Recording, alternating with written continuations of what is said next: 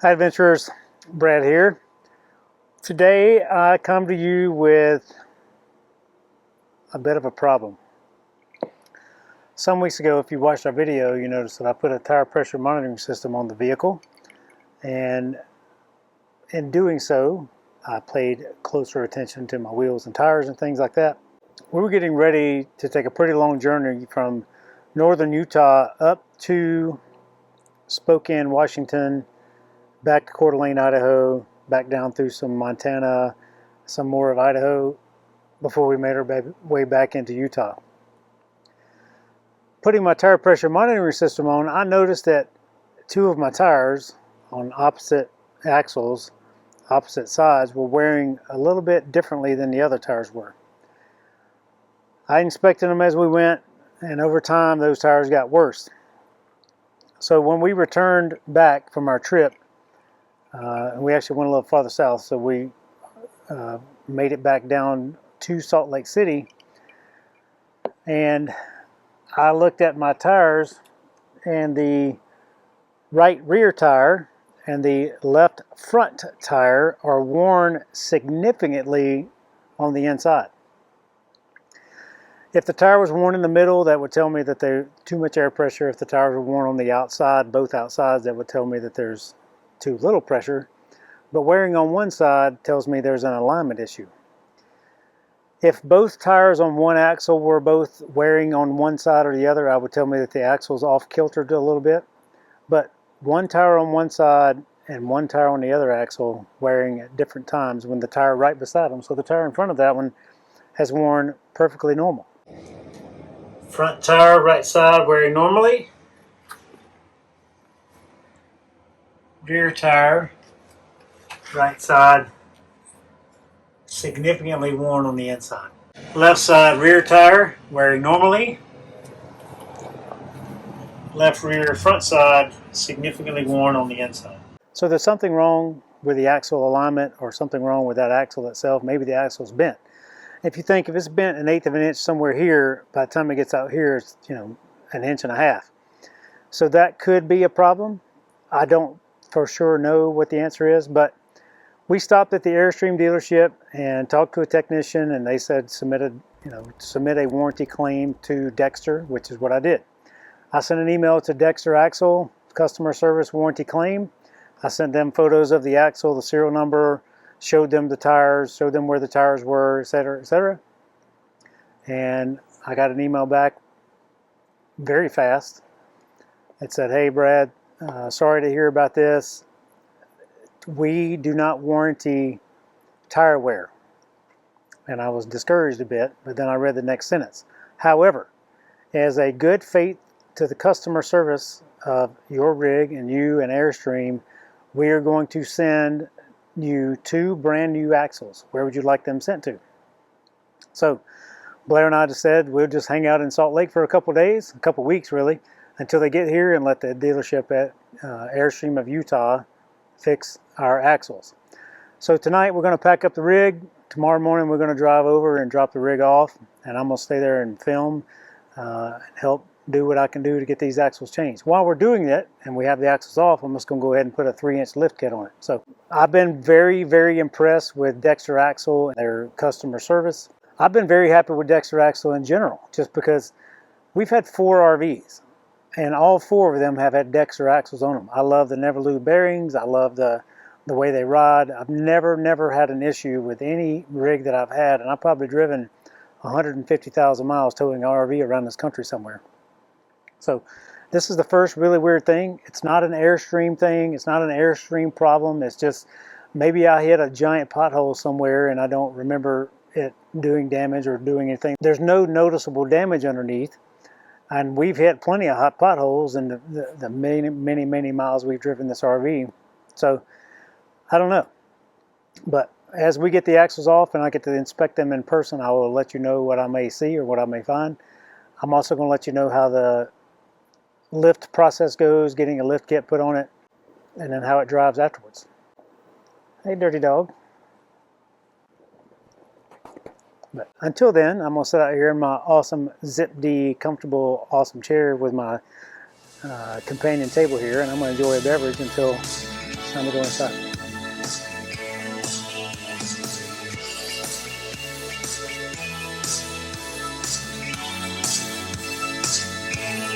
Baby dancing clean, young and sweet, with the disco ball above us shooting light into the galaxy. For a moment we were home in this town.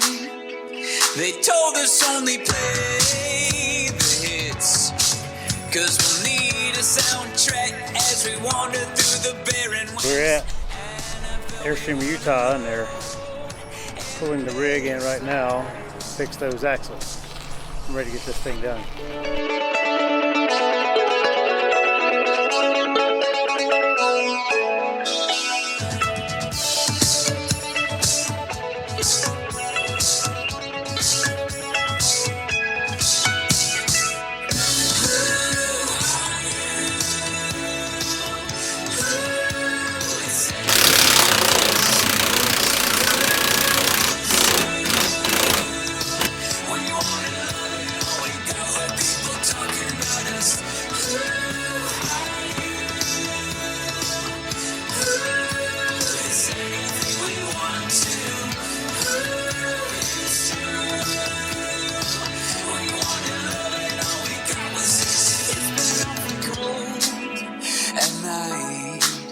Somehow we don't feel warm despite this crowded plastic echo chamber, mumbling along till half light. Slide the fader up and down. We love and hate the feedback to the shrieking on that comforts you. Why bother contradict? We'll melt down.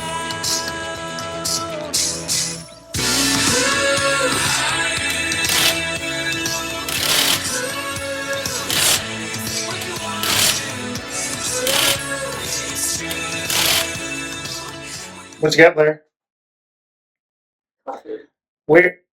We are in a random thing that we rarely do. We're in a hotel. It was very strange to pack a bag. We're headed to pick up the trailer in a bit, and see how this thing pulls with the lift kit on it, and I'll show you all of the other things that I got done to the rig while we were at the dealership working on it. So, you ready to go home tonight? Mm-hmm. I'm ready to go home too. Okay. 2 nights in the hotel. Caught with my tongue tied, lost in a landslide, wandering outside. Can't talk, don't have time.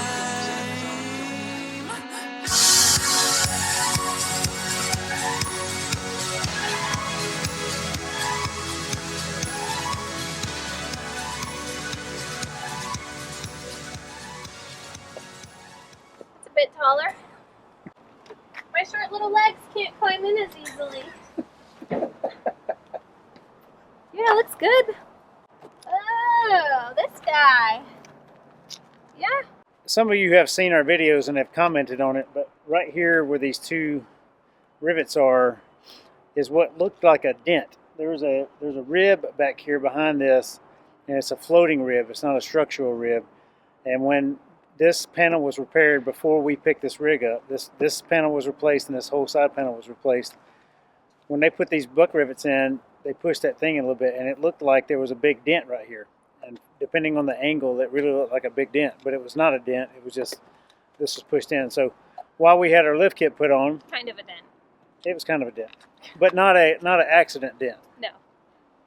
But so they put this big suction cup right here and pulled this thing back out, and it looks much better.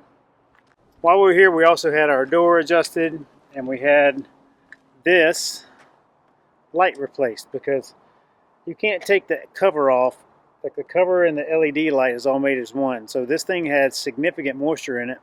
So that was a warranty thing as well. They replaced this, had our dent fixed, had the axles replaced, completely axles replaced.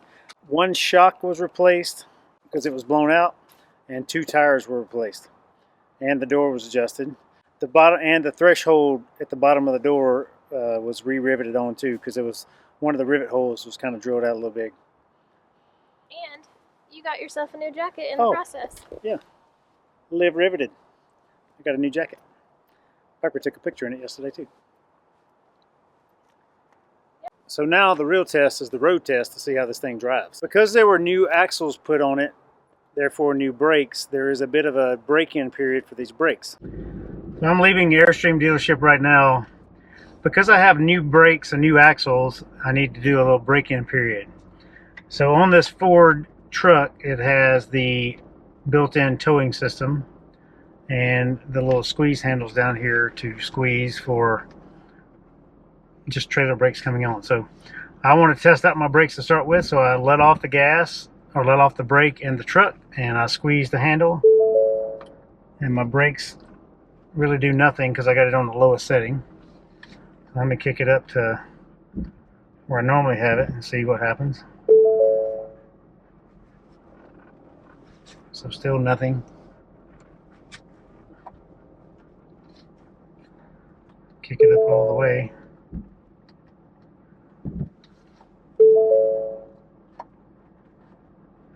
So I can feel the brakes engaging in the trailer at max setting. So what I typically do is put 40 miles an hour and then put on a couple amps and drag the brakes down until it stops the truck. See what happens. So let's see what we got here. Put the brakes down about halfway, speed up some.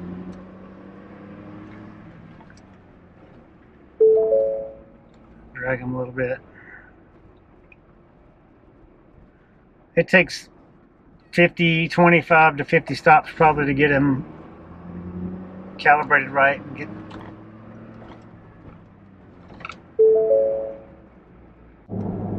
So I'm over here on just kind of a side service road. I got my brake gain output set to 5.0 and I am stopping the truck with just the brakes, trailer brakes. I'll get back up to some speed here. Do it again.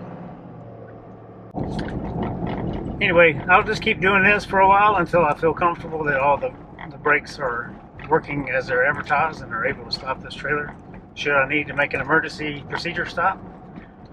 So far, the height on the trailer, the only thing I've really noticed so far is a little bit of turning over curves going in and out of the gas station.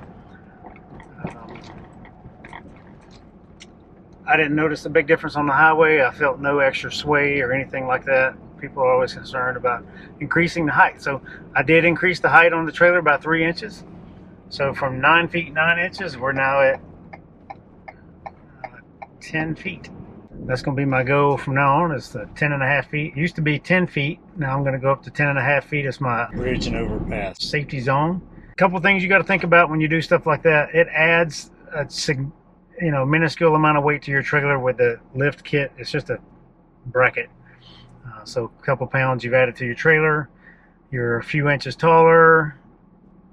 So that changes the way your step is, depending on where you're parked. That gives you the extra clearance on the bumper. You can put a bigger tire on. So from the 15-inch rims that are on these, I could probably put a 16 and be comfortable with. The classics, Airstream Classics, come with a 16-inch rim. So now I have that option if I want to. I'm not keen on doing that. I'm happy with what I have. So I'm just going to continue doing some break-in trailer stuff, and then I'll give any follow-ups shortly. Just setting the rig back up here, there's a couple of unintended or previously unconsidered issues that happen when you put a lift kit on. One is right here. To get the trailer hooked up to the vehicle, I have to push the jack up to its maximum height, and then even still get on the truck to get it low enough to get it in. So you can see in my hookup video from this morning leaving Airstream of Utah. But I use all of my what are leveling blocks, Lego blocks, I like to refer to them as, to just put under here so I can get this jack up high enough. Another issue is right here hooking up your dump station. I've been into a number of dump stations, truck stops and things like that, where the dump station had a curb and I couldn't get the hose to drain at an angle enough. This 3-inch lift kit will prevent that from the future. Smells like poop. Wonder why?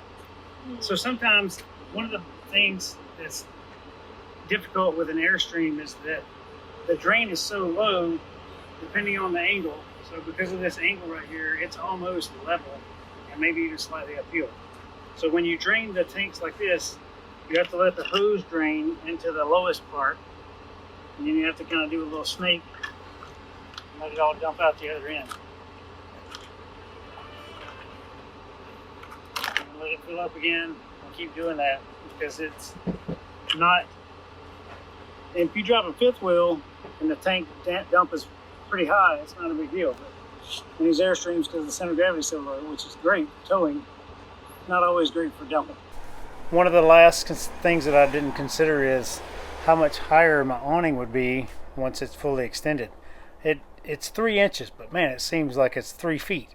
So those are some previously unconsidered consequences of putting a lift kit on your rig. When we were home in this town, they told us only play the hits, 'cause we'll need a soundtrack as we wander through the barren west. And we knew we weren't alone in this life.